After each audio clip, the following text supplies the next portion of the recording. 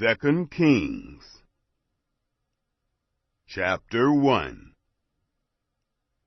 Elijah denounces Ahaziah. Moab rebelled against Israel after the death of Ahab. Ahaziah fell down through the lattice in his upper room that was in Samaria, and was sick. So he sent messengers, and said to them, Go, inquire of Baal-zebub, the god of Ekron, whether I will recover of this sickness. But the angel of Yahweh said to Elijah the Tishbite, Arise, go up to meet the messengers of the king of Samaria, and tell them, Is it because there is no God in Israel that you go to inquire of Baal-zebub, the god of Ekron? Now therefore, thus says Yahweh, You shall not come down from the bed where you have gone up, but shall surely die. Elijah departed. The messengers returned to him, and he said to them, Why is it that you have returned? They said to him, A man came up to meet us, and said to us, Go, return to the king who sent you, and tell him, Thus says Yahweh, Is it because there is no God in Israel that you send to inquire of Baal-zebub, the god of Ekron? Therefore you shall not come down from the bed where you have gone up, but shall surely die. He said to them, What kind of man was he who came up to meet you, and told you these words? They answered him, He was a hairy man, and wearing a leather belt around his waist.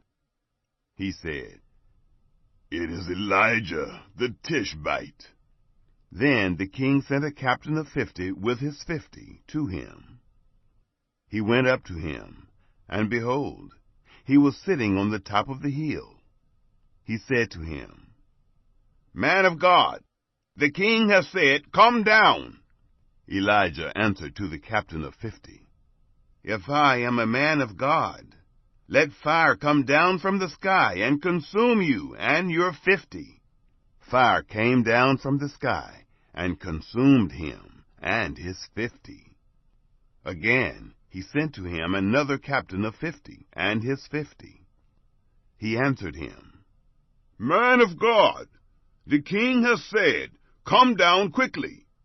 Elijah answered them, If I am a man of God, let fire come down from the sky and consume you and your 50. The fire of God came down from the sky and consumed him and his 50. Again he sent the captain of a third 50 with his 50. The third captain of 50 went up, and came and fell on his knees before Elijah, and begged him, and said to him, Man of God, please, let my life and the life of these 50, your servants, be precious in your sight. Behold, fire came down from the sky, and consumed the 2 former captains of 50 with their 50s. But now, let my life be precious in your sight. The angel of Yahweh said to Elijah, Go down with him. Don't be afraid of him. He arose and went down with him to the king. He said to him, Thus says Yahweh, Because you have sent messengers to inquire of Baal-zebub, the god of Ekron, is it because there is no God in Israel to inquire of his word?